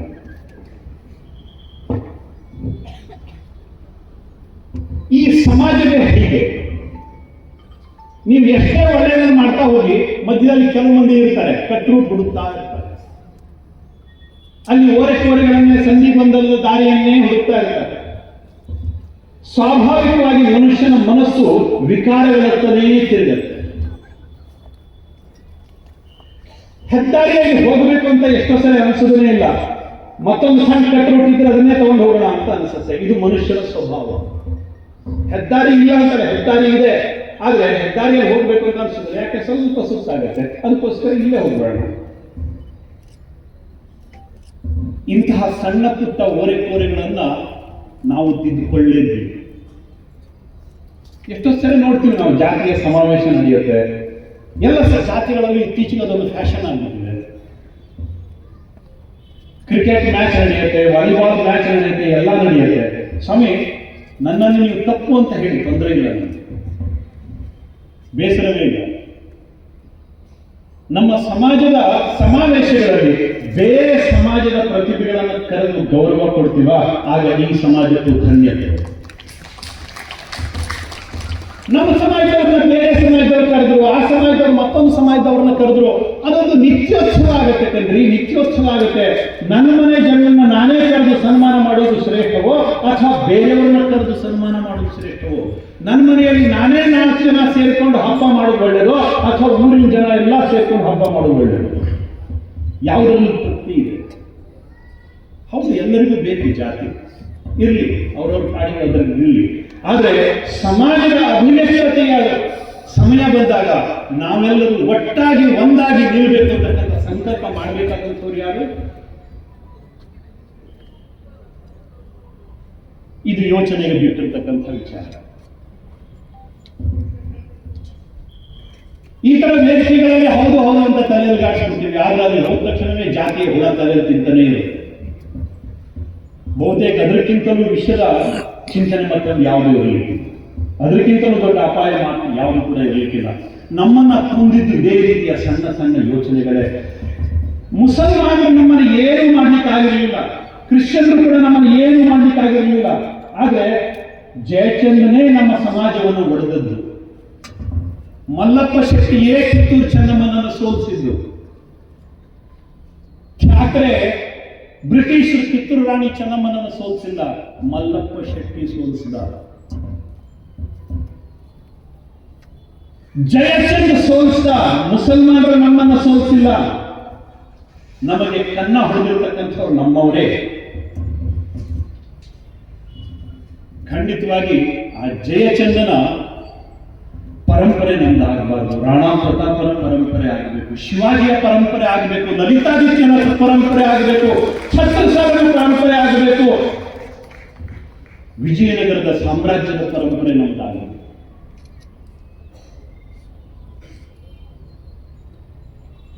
ನಮ್ಮ ಓರೆಕೋರೆಗಳನ್ನ ತಿದ್ದುಕೊಂಡು ನಾವು ಬಲಶಾಲಿಯಾಗಿ ಎದ್ದು ನಿಂತರೆ, ಇತಿಹಾಸದ ಪುಟಗಳಲ್ಲಿ ನಮ್ಮತನವನ್ನು ಶೋಧನೆ ಮಾಡತಕ್ಕಂಥ ಶೋಧಕ ಮನೋವೃತ್ತಿ ನಮಗೆ ಬೆಳೆದರೆ ಬಹುತೇಕ ಇಲ್ಲಿಯೇ ಭಾರತವನ್ನು ತಡೆದು ನಿಲ್ಲಿಸಲಿಕ್ಕೆ ಮತ್ತು ಯಾರತ್ತೂ ಸಾಧ್ಯ ಇಲ್ಲ. ಆಫ್ರಿಕಾದ ಒಬ್ಬ ಅಧ್ಯಕ್ಷ ಹೇಳ್ತಾನೆ ಇತ್ತೀಚೆಗೆ, ಭಾರತ ಬಲಶಾಲಿ ಆದರೆ ಜಗತ್ತು ಬಲಶಾಲಿ ಆಗತ್ತೆ. ಭಾರತವನ್ನು ಒಪ್ಪಿಕೊಂಡ್ರೆ ಕೇವಲ ಭಾರತ ಮಾತ್ರ ಬೆಳೆಯೋದಿಲ್ಲ, ಬದಲಾಗಿ ಜಗತ್ತನ್ನ ಬೆಳೆಸುತ್ತೆ. ಇದನ್ನ ಬೇರೆಯವರು ಹೇಳ್ತಾ ಇದ್ದಾರೆ, ನಾವಲ್ಲ. ಏನೋ ಬೇರೆ ಬೇರೆ ಕಾರಣಗಳಿಂದ ಜಗತ್ತು ಅಮೆರಿಕಾದ ಕಡೆ ವಾಲ್ಬಿಟ್ಟಿದೆ, ಅಥವಾ ಮತ್ತಾವುದೋ ಕೆಲವೊಂದು ಕಾರಣಗಳಿಂದ. ಯಾಕೆ? ಒಂದು ಸರಿಯಾದಂತಹ ಆರೋಗ್ಯಕರವಾಗಿರ್ತಕ್ಕಂಥ ಧನಾತ್ಮಕವಾಗಿರ್ತಕ್ಕಂಥ ಕೇಂದ್ರ ಅವರಿಗೆ ಇರಲಿಲ್ಲ. ಅನ್ಯಾಯ ಮಾಡ್ತಾ ಇದ್ರು ಕೂಡ ಅವರನ್ನೇ ಒಪ್ಕೊಂಡಿದ್ರು, ಅವರನ್ನ ತುಳಿಸಿಕೊಂಡಿದ್ರು. ಇವತ್ತು ಭಾರತ ಎದ್ದು ನಿಲ್ತಾ ಇದೆ. ಅದಕ್ಕೆ ಒಬ್ಬೊಬ್ಬರೇ ಇವತ್ತು ನಮ್ಮ ಜೊತೆಗೆ ಬರ್ತಾ ಇದ್ದಾರೆ. ಅವರು ಹೇಳ್ತಾ ಇದ್ದಾರೆ, ಭಾರತ ಬಲಶಾಲಿ ಆದ್ರೆ ಜಗತ್ತಿಗೆ ಅಪಾಯ ಇಲ್ಲ, ಜಗತ್ತಿಗೆ ಸುಖ, ನೆಮ್ಮದಿ, ಶಾಂತಿ ಸಿಗಬೇಕು ಅಂತಂದ್ರೆ ಭಾರತದಿಂದ ಮಾತ್ರ ಅಂತ. ಇತ್ತೀಚೆಗೆ ಟಿವಿಯಲ್ಲಿ ಒಂದು ಡಿಬೇಟ್ ನಡೆಯಿತು, ನೀವು ನೋಡಿರ್ಬೋದು. ಕಪಿಲ್ ಸಿಬಲ್ ಮತ್ತು ಶಶಿ ತರೂರ್, ಬಿಜೆಪಿಯವರಿಂದ ಹೇಳಿ, ಶಶಿ ತರೂರ್ ಮತ್ತು ಕಪಿಲ್ ಸಿಬಲ್ ಇಬ್ರು ಕೂಡ ಡಿಬೇಟ್ ಮಾಡ್ತಾ ಇದ್ದಾರೆ. ಮಾತಾಡ್ತಾ ಸೆಕ್ಯುಲರಿಸಂ ಬಗ್ಗೆ ಕಪಿಲ್ ಸಿಬಲ್ ಪ್ರಶ್ನೆ ಕೇಳಿದ್ರು ಶಶಿ ತರೂರ್ ಅಂತ. ತುಂಬಾ ಸುಂದರವಾಗಿ ಉತ್ತರವನ್ನು ಕೊಟ್ಟರು ಶಶಿ ತರೂರ್. ನಾವಿವತ್ತು ಸೆಕ್ಯುಲರ್ ಅಂತ ನಾವು ಭಾವಿಸಿದ್ರೆ ಅದಕ್ಕೆ ಇಲ್ಲಿನ ಹಿಂದೂ ಸಮಾಜ ಕಾರಣ ಅಂತ, ಹಿಂದುತ್ವ ಕಾರಣ ಅಂತ. ಹಿಂದುತ್ವ ಅಂತಂದ್ರೆ ಸೆಕ್ಯುಲರೇ ಕಂಡ್ರಿ. ಹಿಂದೂಗಳಿಗಿಂತ ದೊಡ್ಡ ಸೆಕ್ಯುಲರ್ ಮತ್ಯಾವುದಿದ್ದಾರೆ? ಕ್ರಿಶ್ಚಿಯನ್ರು ಈ ದೇಶಕ್ಕೆ ಬಂದಾಗ, ಮುಸಲ್ಮಾನರು ಈ ದೇಶಕ್ಕೆ ಬಂದಾಗ ಈ ದೇಶದ ಇವತ್ತಿನ ಕಾನೂನು ಇರಲಿಲ್ಲ. ಸೆಕ್ಯುಲರ್ನ ಒಡಲ ತುತ್ತೂರಿ ಓದ್ತಕ್ಕಂಥವ್ರು ಯಾರು ಇರಲಿಲ್ಲ. ಅವರಿಗೆ ಮೊಟ್ಟ ಮೊದಲ ಮಸೀದಿಯನ್ನು ಕಟ್ಟಿಸ್ಕೊಟ್ಟಿದ್ಯಾರು? ಮೊಟ್ಟ ಮೊದಲ ಚರ್ಚನ್ನು ಕಟ್ಟಿಸ್ಕೊಟ್ಟಿದ್ಯಾರು? ಸೆಕ್ಯುಲರ್ ಬಗ್ಗೆ ಹಿಂದೂಗಳಿಗೆ ಹೇಳ್ತೀರಿ ನೀವು ಕಥೆಯನ್ನ. ಅವತ್ತು ನಿಮ್ಮ ಕಾನೂನಿನ ಪುಸ್ತಕ ಇರಲಿಲ್ಲ ಕಣ್ರಿ. ಅವತ್ತು ಯಾರು ಕೂಡ ಸೆಕ್ಯುಲರಿಸಂ ಪಾಠ ಮಾಡುವಂಥವ್ರು ಯಾರು ಇರಲಿಲ್ಲ. ಆದ್ರೆ ಅವರನ್ನ ಕರೆದು ನಾವು ಇಲ್ಲಿ ಮಸೀದಿಯನ್ನ ಕಟ್ಕೊಟ್ವಿ, ಚರ್ಚನ್ನ ಕಟ್ಕೊಟ್ವಿ. ಇದು ಹಿಂದುತ್ವ, ಇದು ಜಾತ್ಯಾತೀತತೆ. ಎಲ್ಲಿ ಹಿಂದೂ ಗಟ್ಟಿಯಾಗಿದನೋ ಅಲ್ಲಿ ಜಾತ್ಯಾತೀತತೆ ಇರುತ್ತೆ. ಎಲ್ಲಿ ಹಿಂದೂ ದುರ್ಬಲ ಆಗ್ತಾನೋ ಜಾತ್ಯಾತೀತತೆ ಹೆಸರಿಗೆ ಮಾತ್ರ. ಕಾಶ್ಮೀರದ ಕಣಿವೆಯಲ್ಲಿ ಜಾತ್ಯಾತೀತತೆ ಎಲ್ಲಿದೆ ಕಾಣ್ರಿ? ಅಲ್ಲಿ ಹೋಗಿ ನಿಮ್ಮ ಡೊಂಗ್ರಾಬಡಿ ನೋಡೋಣ, ಕಾಶ್ಮೀರದ ಕಣಿವೆಯಲ್ಲಿ. ಇಲ್ಲಿ ಬಂದ್ಕೊಂಡು ಹಿಂದೂಗಳು ಜಾಸ್ತಿ ಇರುವಂತಹ ಜಾಗದಲ್ಲಿ ನಮ್ಮ ಸಮಾಜವನ್ನು ಹೊಡೆಯಲಿಕ್ಕೋಸ್ಕರ, ನಮ್ಮ ಸಮಾಜದ ಜನರ ತಲೆಯಲ್ಲಿ ಬೇಡದ ವಿಚಾರಗಳನ್ನ ತುಳುಕಲಿಕ್ಕೋಸ್ಕರ ಸೆಕ್ಯುಲರಿಸಂನ ತುತ್ತೂರಿ ಹೋಗ್ತೀರಿ. ಅಲ್ಲಿ ಹೋಗ್ರಿ ಹೇಳ್ರಿ, ಪಾಕಿಸ್ತಾನಕ್ಕೆ ಹೋಗ್ರಿ ಹೇಳ್ರಿ, ಡೆಲಿಗೇಷನ್ ತಗೊಂಡೋಗ್ರಿ, ಸೆಕ್ಯುಲರಿಸಂ ಡೆಲಿಗೇಷನ್ ತಗೊಂಡೋಗ್ರಿ, ಅಲ್ಲಿ ಹೇಳ್ರಿ. ಬಾಂಗ್ಲಾದೇಶದಲ್ಲಿ ಮೊನ್ನೆ ಹಿಂದೂಗಳನ್ನ ಜೀವಂತವಾಗಿ ಬೇಯಿಸಿಕೊಂಡ್ರಲ್ಲ, ಅಲ್ಲಿ ಹೋಗ್ರಿ ಹೇಳ್ರಿ ನೋಡೋಣ. ನಿಮ್ಮ ಜಾತ್ಯಾತೀತದ ತುತ್ತೂರಿಯನ್ನು ಎಷ್ಟು ಮಂದಿ ಕೇಳ್ತಾರೆ ಅಂತ ಗೊತ್ತಾಗತ್ತೆ. ಹಿಂದೂಗಳು ನಾವು ಜೀವಂತವಾಗಿದ್ರೆ ಮಾತ್ರ ಈ ದೇಶದಲ್ಲಿ, ಈ ನೆಲದಲ್ಲಿ ಜಾತ್ಯಾತೀತತೆ ಇರುತ್ತೆ. ಹಿಂದುತ್ವ ಅಂತಂದ್ರೆ ಜಾತ್ಯಾತೀತತೆ, ಹಿಂದುತ್ವ ಅಂತಂದ್ರೆ ಸೆಕ್ಯುಲರಿಸಂ. ನಮಗೆ ಬೇರೆ ಪಾಠ ಮಾಡಬೇಕಾದಂತಹ ಅಗತ್ಯ ಇಲ್ಲ. ನಾವು ಒಂದಾಗಿ ಬದುಕಬೇಕು ಅಂತಕ್ಕಂಥ ಪಾಠ ನಮಗೆ ಬೇಕಾಗಿಲ್ಲ. ನಾವು ಒಂದಾಗಿ ಇರ್ಲಿಕ್ಕೆ ಇಷ್ಟಪಡ್ತಾ ಇದ್ವಿ. ಆದ್ರೆ ಅವರು ಒಂದಾಗಿ ನಮ್ಮ ಜೊತೆಗೆ ಇರ್ಲಿಕ್ಕೆ ಇಷ್ಟಪಡ್ತಾರ? ಜಗತ್ತಿಗೆ ಶಾಂತಿ ಸಹಬಾಳ್ವೆಯ ಮಾತನ್ನ ಹೇಳಿದ್ದು ನಾವು, ಸಂದೇಶವನ್ನು ಕೊಟ್ಟಿದ್ದು ನಾವು. ಜಗತ್ತಿನಲ್ಲಿ ಕತ್ತಿ ತಗೊಂಡು ಬಂದು ಧರ್ಮವನ್ನು ತಲೆ ಮೇಲೆ ಹೇರಿದ್ದು ಅವರು. ಮೊನ್ನೆ ನಮ್ಮ ದೇಶದ ಸಲಸಂಘ ಚಾಲಕರು ತುಂಬಾ ಚೆನ್ನಾಗಿ ಹೇಳಿದ್ರು, ಇಸ್ಲಾಂ ಅಂತ ಅಂದ್ರೆ ಶಾಂತಿಯ ಧರ್ಮ ಅಂತ ಕರೀತಾರೆ. ಶಾಂತಿ ಎಲ್ಲಿದೆ ಅಲ್ಲಿ ಅಂತ. ಯಾವ ಇಸ್ಲಾಮಿಕ್ ದೇಶದಲ್ಲಿ ಶಾಂತಿ ಇದೆ?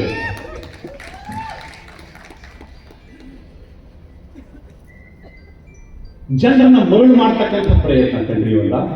ಜಗತ್ತನ್ನು ಮರಳು ಮಾಡ್ತಕ್ಕಂಥ ಪ್ರಯತ್ನ. ಅಮೆರಿಕ ಇವತ್ತು ಉದ್ಧಾರ ಆಗಿದ್ದರೆ, ಅಮೆರಿಕ ಇವತ್ತೇನಾದ್ರು ಸಶಕ್ತ ಆಗಿದ್ದರೆ ಅದು ಹಿಂದೂಗಳ ಕೊಡುಗೆ, ಭಾರತೀಯರ ಕೊಡುಗೆ. ಇವತ್ತು ಅನಿಸ್ತಾ ಇದೆ, ರಷ್ಯಾಕ್ಕೂ ಅನಿಸ್ತಾ ಇದೆ, ಯುರೋಪಿಗೂ ಅನಿಸ್ತಾ ಇದೆ, ಕರೆದು ಇವತ್ತು ಹಾಸಿಗೆಯನ್ನು ಹಾಕ್ತಾ ಇದ್ದಾರೆ. ಬನ್ನಿ, ರೆಡ್ ಕಾರ್ಪೆಟ್ ಹಾಕಿ ಕರೀತಾ ಇದ್ದಾರೆ, ಭಾರತೀಯರೇ ಬನ್ನಿ ಅಂತ, ಭಾರತೀಯರೇ ಬನ್ನಿ ಅಂತ. ಎಲ್ಲರಿಗೂ ಗೊತ್ತಾಗಿದೆ, ಎಲ್ಲೆಲ್ಲಿ ಭಾರತೀಯರು ಹೋಗ್ತಾರೋ ಅಲ್ಲಿ ಆ ದೇಶ ಉದ್ಧಾರ ಆಗಿದೆ ಅಂತ ಗೊತ್ತಾಗಿದೆ. ಯಾರು ಕೂಡ ಬೇರೆಯವರೆಲ್ಲ ಕಂಡ್ರಿ, ಅಲ್ಲೆಲ್ಲ ಹೋಗಿ ಆ ದೇಶವನ್ನು ಕಟ್ಟಿರ್ತಕ್ಕಂಥ ಹಿಂದೂಗಳೇ. ನಮ್ಮ ಹಿಂದೂ ಡಾಕ್ಟರ್ಗಳು ಹೋದ್ರು, ಹಿಂದೂ ಟೆಕ್ನಿಷಿಯನ್ಸ್ ಹೋದ್ರು, ನಮ್ಮ ಹಿಂದೂ ಅಕಾಡೆಮಿಷಿಯನ್ಸ್ ಹೋದ್ರು, ಅವರೇನೇ ಆ ದೇಶವನ್ನ ಕಟ್ಟಿದ್ರು. ಅಲ್ಲಿ ಹೋಗಿ ಆ ದೇಶಕ್ಕೆ ಮುರ್ದಾಬಾದ್ ಅಂತ ಹೇಳಿಲ್ಲ, ಆ ದೇಶವನ್ನ ಕಟ್ಟಿದ್ರು. ಅವರು ವಾಸಿಸ್ತಾ ಇರ್ತಕ್ಕಂತಹ ನೆಲವನ್ನೇ ತಾಯಿ ಅಂತ ಗೌರವ ಕೊಟ್ಟರು. ಯಾಕೆ? ನಾವು ಭಾರತ ಮಾತ್ರ ನನ್ನ ತಾಯಿ ಅಂತ ನಾವು ಹೇಳ್ಕೊಟ್ಟಿಲ್ಲ. ಮಾತಾ ಭೂಮಿ ಪುತ್ರೋಹಂ ಪೃಥಿವ್ಯಾಹ, ಈ ಮಣ್ಣು ನನ್ನ ತಾಯಿ, ನಾನು ಈ ತಾಯಿಯ ಮಗು, ಆ ಮಹಾತಾಯಿಯ ಮಗು ನಾನು. ಈ ಮಣ್ಣಿನ ಬಗ್ಗೆ ನಾವು ಹೇಳಿದ್ವಿ. ಅದು ಅಮೆರಿಕಾದಲ್ಲಿ ನಿಂತು ಹೇಳಿ, ಯುರೋಪ್ನಲ್ಲಿ ನಿಂತು ಹೇಳಿ, ಭಾರತದಲ್ಲಿ ನಿಂತು ಹೇಳಿ, ಭಾರತ ಮಾತ್ರ ನನ್ನ ನೆಲ ಅಂತ ನಾವು ಎಲ್ಲೂ ಕೂಡ ಹೇಳಿಲ್ಲ. ಯಾಕೆ? ಹಿಂದುತ್ವ ನಮ್ಗದನ್ನ ಹೇಳಿಕೊಟ್ಟಿದೆ. ನಾವು ಎಲ್ಲೋ ಒಂದು ಪೂಜಾ ಸಂಪ್ರದಾಯಕ್ಕೆ ಬದ್ಧರಾಗಿರ್ತಕ್ಕಂಥವರಲ್ಲ. ಚಾರ್ವಾಕನನ್ನು ಗೌರವಿಸಿದ್ದೀವಿ, ಎಲ್ಲರನ್ನೂ ಕೂಡ ಗೌರವಿಸಿದ್ದೀವಿ. ಇತ್ತೀಚೆಗೆ ಬ್ರಾಹ್ಮಣವಾದ ಮತ್ತು ಮನುವಾದದ ಬಗ್ಗೆ ಭಾರಿ ದೊಡ್ಡ ಚರ್ಚೆ ನಡೆದಿದೆ, ಟಿವಿಯಲ್ಲಿ, ಅಲ್ಲಿ ಇಲ್ಲಿ ಎಲ್ಲಾ ಕಡೆಗಳಲ್ಲಿ.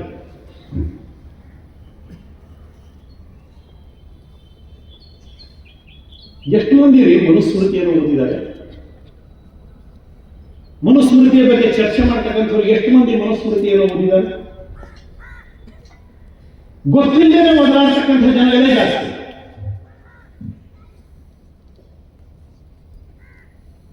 ನಮ್ಮ ದೇಶದ ಋಷಿ ಪರಂಪರೆ ಏನಿದೆ ಅದು ವಸಿಷ್ಠರಾದಿಯಾಗಿ ಋಷಿ ಪರಂಪರೆ ಏನಿದೆ 100ಕ್ಕೆ 90 ಜನ ಅವ್ರು ಯಾರು ಬ್ರಾಹ್ಮಣರಲ್ಲ. ಅವರೆಲ್ಲರೂ ಕೂಡ ಹಿಂದುಳಿದ ಸಮಾಜದಿಂದ ಬಂದಿರತಕ್ಕಂಥವ್ರು.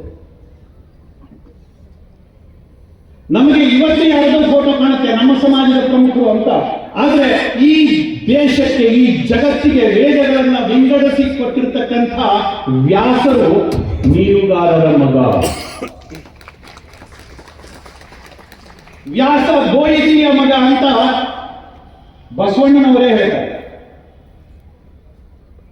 ವೇದಗಳನ್ನ ವಿಂಗಡಿಸಿ ಕೊಟ್ಟಿರ್ತಕ್ಕಂಥವ್ರು ವ್ಯಾಸ ಮೀನುಗಾರರ ಮಗ. ವಸಿಷ್ಠ ಯಾರೇ ಆದರೂ ಕೂಡ, ಯಾರೇ ಋಷಿಮುನಿಗಳು ತಪಸ್ಸು ಮಾಡಲಿ, ಅವರಿಗೆ ಬ್ರಹ್ಮರ್ಷಿ ಅಂತ ಬಿರುದನ್ನ ಪಡ್ಕೋಬೇಕು ಅಂತಂದ್ರೆ ವಸಿಷ್ಠರ ಹತ್ರ ಹೋಗ್ಬೇಕಿತ್ತು. ವಸಿಷ್ಠ ವೇಶ್ಯೆಯ ಮಗ, ಜಾತಿಯೇ ಗೊತ್ತಿರಲಿಲ್ಲ.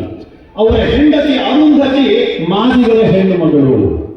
ಇವತ್ತು ಕೂಡ ಮದುವೆ ಆದ ನಂತರ ಅರುಂಧತಿ ವಸಿಷ್ಠ ನಕ್ಷತ್ರಗಳನ್ನ ಎಷ್ಟೋ ಮನೆಗಳಲ್ಲಿ ತೋರಿಸ್ತಾರೆ, ಸಂಪ್ರದಾಯ ಇದು. ಋಗ್ವೇದದಲ್ಲಿ ಐತರೇಯ ಬ್ರಾಹ್ಮಣ ಅಂತ ಬರುತ್ತೆ, ಒಂದು ಭಾಗ ಬರುತ್ತೆ. ಆ ಐತರೇಯ ಮಹರ್ಷಿ ಆತ ಅತ್ಯಂತ, ನೀವು ಕೆಳಗಡೆಯಿಂದ ಕೆಳಗಡೆ ಹೇಳ್ತಕ್ಕಂಥ ಜಾತಿಯಿಂದ ಬಂದಿರತಕ್ಕಂಥವನು ಐತರೇಯ. ಅವನು ಋಗ್ವೇದದ ಮಂತ್ರಗಳನ್ನ ಕಂಡುಕೊಂಡ ಐತರೇಯ ಬ್ರಾಹ್ಮಣ ಅಂತ ಒಂದು ಭಾಗನೇ ಇದೆ. ಗೌತಮ ಮಹರ್ಷಿ ಆತ ಕುಂಬಾರರ ಮಗ. ಋಷ್ಯಶೃಂಗಮುನಿ ಮಹರ್ಷಿ ಆತ ಜಿಂಕೆಯನ್ನು ಬೇಟೆಯಾಡ್ತಕ್ಕಂಥ, ಜಿಂಕೆಯನ್ನು ಹಿಡಿತಾ ಇರತಕ್ಕಂಥವರ ಪರಂಪರೆಯಲ್ಲಿ ಹುಟ್ಟಿರ್ತಕ್ಕಂಥವನು. ಸತ್ಯಕಾಮ ಜಾಬಾಲ ಅತ್ಯಂತ ದೊಡ್ಡ ಮಂತ್ರದೃಷ್ಟಾರ. ಅವರಿಗೆ ಅಪ್ಪ ಯಾರು ಅಂತಾನೆ ಗೊತ್ತಿರಲಿಲ್ಲ. ಇವತ್ತು ಕೂಡ ತುಂಬಾ ಜನ ಕೇಳ್ತಾರೆ. ಸತ್ಯಕಾಮ ಜಾಬಾಲನ ಬಗ್ಗೆ ಒಂದು ತುಂಬಾ ಚಿಕ್ಕದಾಗಿರ್ತಕ್ಕಂಥ ಒಂದು ಕಥೆ ಇದೆ. ಆತ ಸುಮ್ಮನೆ ಹೋಗ್ತಾನೆ, ದಾರಿ ಮೇಲೆ ಒಂದು ಗುರುಕುಲ ಕಾಣುತ್ತೆ, ಅಲ್ಲಿ ಹೋಗಿ ಕಿತ್ಕೊಂತಾನೆ, ಅವನಿಗೆ ಖುಷಿ ಆಗುತ್ತೆ. ಅಲ್ಲಿನ ವೇದ ಘೋಷಗಳು, ಅಲ್ಲಿನ ಕಲಿಕೆ ತನಗೆ ಓದಬೇಕು ಅಂತ ಅನ್ಸತ್ತೆ. ಗುರುಗಳ ಹತ್ರ ಹೋಗ್ತಾನೆ, ತಾನಿಲ್ಲಿ ಕಲಿಬಹುದಾ ಅಂತ. ಆಗ ಗುರುಗಳು ಕೇಳ್ತಾರೆ, ನಿಂದು ಯಾವ್ದಪ್ಪ ಗೋತ್ರ ಅಂತ. ಅವನಿಗೆ ಗೋತ್ರ ಗೊತ್ತಿರುವುದಿಲ್ಲ. ಅವನು ಸೀದಾ ಅಮ್ಮನ ಹತ್ರ ಬರ್ತಾನೆ. ಅಮ್ಮ, ಈ ತರ ಗುರುಗಳು ಹೇಳಿದ್ದಾರೆ, ನನ್ನ ಗೋತ್ರ ಯಾವುದು, ನಾನೇ ಕಲಿಬೇಕು ಅಲ್ಲಿ. ತಾಯಿ ತುಂಬಾ ಪ್ರಾಮಾಣಿಕವಾಗಿ ಹೇಳ್ತಾಳೆ, ಮಗನೇ, ನಿನ್ನಪ್ಪ ಯಾರು ಅಂತ ನನಗೂ ಗೊತ್ತಿಲ್ಲ, ಹೋಗು ಗುರುಗಳ ಹತ್ರ ಇದನ್ನೇ ಹೇಳಿದೀನಿ ಅಂತ. ನಾನು ಮನೆಯಲ್ಲಿ ಬೇರೆ ಮನೆಯಲ್ಲಿ ಕೆಲಸ ಮಾಡ್ಬೇಕಾದ್ರೆ ನೀನು ಹುಟ್ಟಿದ್ಯಾ, ನಿನ್ನಪ್ಪ ಯಾರು ಅಂತ ನನಗೂ ಗೊತ್ತಿಲ್ಲ, ಹೋಗು ಗುರುಗಳ ಹತ್ರ ಹೇಳ್ಕೊ ಅಂತ. ಅವನು ಹೋಗಿ ಆ ಗುರುಗಳ ಹತ್ರ ಅದನ್ನೇ ಹೇಳ್ತಾನೆ. ಆ ಗುರುಗಳಿಗೆ ಇಷ್ಟು ಸಂತೋಷ ಆಗುತ್ತೆ. ತಾಯಿಯ ಹೆಸರೇ ನಿನ್ನ ಗೋತ್ರ, ಮತ್ತೆ ಯಾವುದು ನಿನ್ನ ಗೋತ್ರ ಅಲ್ಲ, ನಿನ್ನದು ಜಾಬಾಲ ಗೋತ್ರ ಅಂತ ಕರೀತಾರೆ. ಆತ ಒಬ್ಬ ದೊಡ್ಡ ಮಹರ್ಷಿ ಆಗ್ತಾನೆ. ಸತ್ಯಕಾಮ ಜಾಬಾಲ ಮಹಾನ್ ತಪಸ್ವಿ. ಅವನಿಗೆ ಹುಟ್ಟೆ ಗೊತ್ತಿಲ್ಲ, ಜಾತಿಯಿಂದ ನಮ್ಮಲ್ಲಿ ಯಾರನ್ನು ಗುರುತಿಸಲಿಲ್ಲ ಕಣ್ರಿ, ಅವರ ಯೋಗ್ಯತೆಯಿಂದ ಗುರುತಿಸಿದ್ದೀವಿ ನಾವು, ಅವರ ಯೋಗ್ಯತೆಯಿಂದ ಗುರುತಿಸಿದ್ದೀವಿ. ಇದಕ್ಕೂ ಹೊರತಾಗಿ ಜಾತಿಯ ಕನ್ನಡಕ ಹಾಕೊಂಡು ನೋಡ್ತಕ್ಕಂಥ ರೋಗಿಗಳಿದ್ರೆ ಅದು ಭಗವಂತನ ಶಾಪ ಅಂತಾನೆ ನಾವು ಹೇಳಬೇಕಾಗುತ್ತೆ, ಮತ್ತೇನಿಲ್ಲ.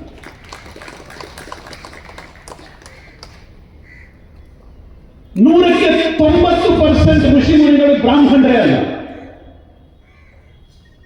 ವಾಲ್ಮೀಕಿ ಎಸ್ಟಿ ಸಮುದಾಯಕ್ಕೆ ಸೇರಿರ್ತಕ್ಕಂಥವನು, ನನಗೆ ಜಾತಿ ಇಲ್ಲ, ಆದ್ರೆ ಎಲ್ಲರ ಕಣ್ಣುಗಳು ಜಾತಿಯಿಂದಲೇ ಸಮಾಜವನ್ನು ನೋಡ್ತದ, ಅರ್ಥ ಅದೇ ಭಾಷೆಯಲ್ಲಿ ನಾನು ಮಾತಾಡ್ಬೇಕಲ್ಲ, ಇಲ್ಲದ್ರೆ ಅರ್ಥ ಆಗೋದಿಲ್ಲ.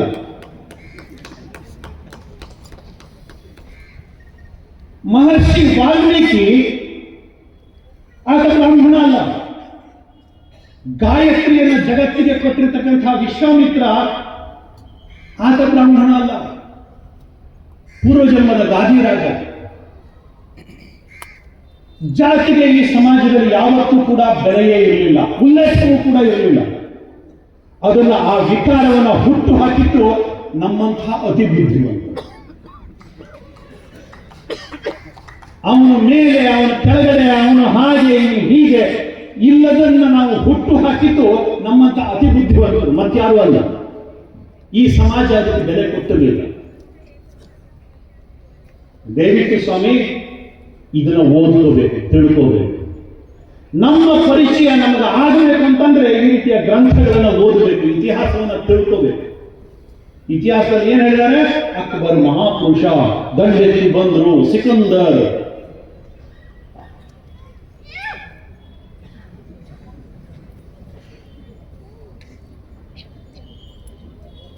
ಹಿಂದೂ ಸಮಾವೇಶದ ಈ ಒಂದು ಪರ್ವಕಾಲದಲ್ಲಿ ಸ್ವಾಮಿ ನಮ್ಮ ಜೀವನದಲ್ಲಿ ಒಂದು ಸಂಕಲ್ಪ ಮಾಡೋಣ. ನಮ್ಮ ಸಣ್ಣ ಸಣ್ಣ ಸಂಪ್ರದಾಯಗಳು ಇದೆಲ್ಲ ಇದ್ದೇ ಇರುತ್ತೆ, ಆದ್ರೆ ಸಮಾಜದ ಕರೆ ಬಂದಾಗ ಮಾತ್ರ ಅದನ್ನೆಲ್ಲ ಬದಿಗಿಟ್ಟು ನಾನೊಬ್ಬ ಹಿಂದೂ ಅಂತ ಮುಂಗಡೆ ಹೋಗ್ತೇವೆ. ಮನೆಯಲ್ಲಿ ನನ್ನ ಜಾತಿ ಯಾವುದೇ ಇರಲಿ, ಆದ್ರೆ ಮನೆಯಿಂದ ಹೊರಗಡೆ ಹೋಗ್ಬೇಕಾದ್ರೆ ನಾನೊಬ್ಬ ಹಿಂದೂ ಅಷ್ಟೇ, ಮತ್ತೇನು ಗೊತ್ತಿಲ್ಲ ನನಗೆ.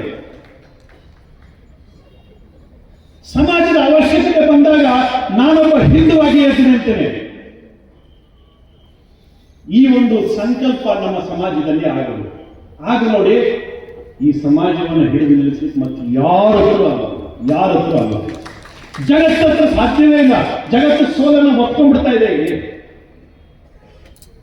ನಮಗೆ ನಮ್ಮವರೇ ವಿರೋಧಿಗಳು ಬಿಟ್ಟರೆ ಜಗತ್ತಿನಲ್ಲಿ ನಮ್ಮನ್ನ ಹಿಡಿದು ನಿಲ್ಲಿಸ್ತಕ್ಕಂಥ ತಾಕತ್ತು ಮತ್ತೆ ಯಾರಿಗೂ ಕೂಡ ಇದೆ.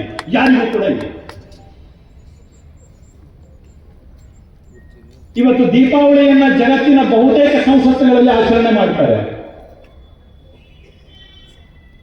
ಗಣಪತಿ ಉತ್ಸವ ಕೇವಲ ನಾವು ಮಾಡುದಿಲ್ಲ ಕಣ್ರಿ, ಆಫ್ರಿಕನ್ನರ ಆ ಉತ್ಸಾಹವನ್ನು ನೋಡಿದ್ರೆ ಗಣಪತಿ ಉತ್ಸವ ಮಾಡಲಿಕ್ಕೆ ನಮಗೆ ನಾವು ನಿಜಕ್ಕೂ ಹಿಂದೂಸ್ತಾನದಲ್ಲಿದ್ದೀವೋ ಅಂತ ಹೇಗೋ ಅಂತ ಅನಿಸ್ಬಿಡುತ್ತೆ.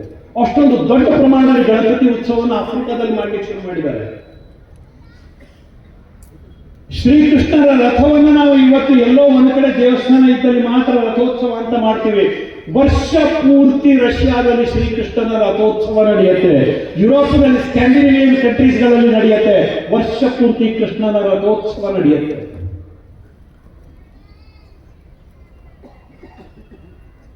ಜಗತ್ತು ನಮ್ಮನ್ನು ಒಪ್ಕೊಳ್ತಾ ಇದೆ. ಅದಕ್ಕೆ ತಕ್ಕಂತೆ ಎದ್ದು ನಿಂತ್ಕೋಬೇಕು. ಸಂಘ ಬಂದು ಹೇಳ್ತಾ ಇದೆ, ಸಂಘದ ಕಾರ್ಯಕರ್ತರು ಮನೆಗೆ ಬಂದು ಪಾಪ ಅವ್ರಿಗೆ ಏನು ಉದ್ಯೋಗ ಇಲ್ವಾ ಅಂತ ಅನ್ಸ್ಬಿಡುತ್ತೆ. ಎಷ್ಟು ಸಲ ಮನೆಗೆ ಬರ್ತಾರೆ, ಪಾಂಪ್ಲೆಟ್ ಕೊಡ್ತಾರೆ, ನಾವೆಲ್ಲ ಹಿಂದೂ ಸಮಾಜ ಅಂತ ಹೇಳ್ತಾರೆ. ಎಷ್ಟೋ ಸಲ ಅತಿ ಬುದ್ಧಿವಂತಿಗೆ ಅನ್ಸ್ಬಿಡುತ್ತೆ, ಇವರಿಗೆ ಬೇರೆ ಕೆಲಸ ಇಲ್ಲ ಅಂತ. ಅಂಥವರೇ ದೇಶ ಕಟ್ಟಿರುವುದು, ಅವರೇ ದೇಶ ಕಟ್ಟಿರುವುದು. ಯಾರು ಕೇಳಿ ಬಿಟ್ಲಿ ಕಳೆದ 100 ವರ್ಷಗಳಿಂದ ಮನೆಗಳಿಗೆ ಹೋಗಿ ಹೇಳ್ತಾ ಬಂದಿರಲ್ಲ, ನೀ ಹಿಂದೂ, ಹಿಂದೂ ಸಮಾಜದ ಕಾರ್ಯಕ್ರಮ ಅಲ್ಲಿ ಬನ್ನಿ ಇಲ್ಲಿ ಬನ್ನಿ ಅಂತ ಕರ್ಕೊಂಡ್ ಬಂದಿರಲ್ಲ. ಅವ್ರಿಗೆ ಯಾವ ಅಪೇಕ್ಷೆಯೂ ಇರಲಿಲ್ಲ. ಅವರು ಈ ಸಮಾಜವನ್ನ ಕಟ್ಟಿದ್ದಾರೆ. ಸಮಾಜವನ್ನ ಇವತ್ತು ಈ ಸ್ಥಿತಿಯಲ್ಲಿ ವಿಶ್ವಾಸದಲ್ಲಿ 4 ಜನ ಸೇರಿ ನಾವು ನಮ್ಮ ಬಗ್ಗೆ ಮಾತಾಡ್ತೀವಿ, ಹೆಮ್ಮೆಯಿಂದ ನಾವು ಇವತ್ತು ಹಿಂದುತ್ವದ ಬಗ್ಗೆ ಜಯಘೋಷ ಹಾಕ್ತೀವಿ. ಇದಕ್ಕೆ ಕಾರಣ ಆ ಅದೃಶ್ಯ ಶಕ್ತಿಗಳು ನಿಮ್ಮ ಮನೆಗೆ ಬಂದು ಯಾರು ನಿಮ್ಮನ್ನ ತಿಳಿದು ಹೇಳಿದ್ರಲ್ಲ, ಅವ್ರು ಯಾರು ದೊಡ್ಡ ಲೀಡರ್ಗಳಲ್ಲ. ಯಾರಿಗೂ ದೊಡ್ಡ ದೊಡ್ಡ ಪತಾಕೆಗಳಿಲ್ಲ. ಆದರೆ ಅವರೇನೇ ಈ ಸಮಾಜದಲ್ಲಿ ಬದಲಾವಣೆಯನ್ನು ತಂದರು. ಸಂಘದ 100 ವರ್ಷದ ಈ ಒಂದು ಪರ್ವಕಾಲದಲ್ಲಿ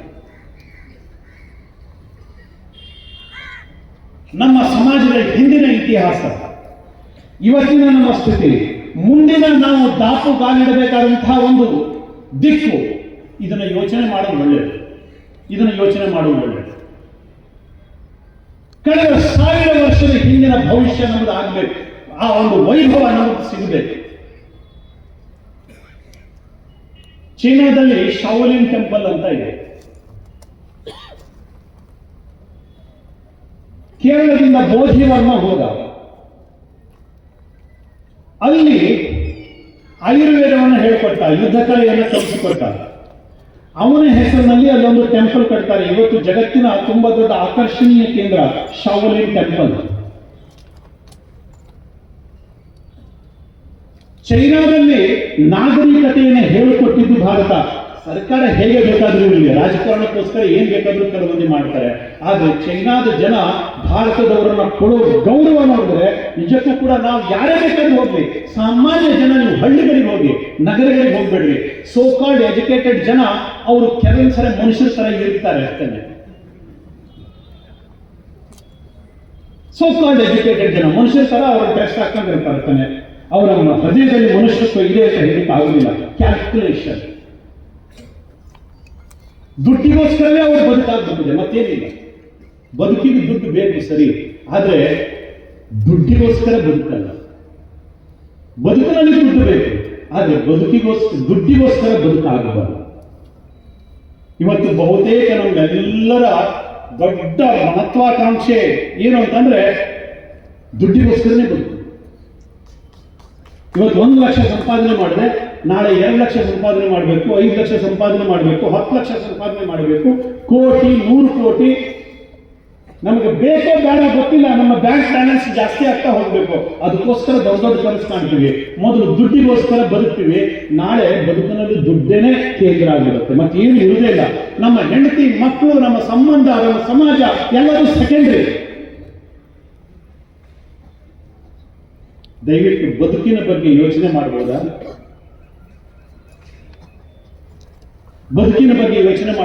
ಬದುಕಿನ ಮೌಲ್ಯ ಏನು ಅಂತ.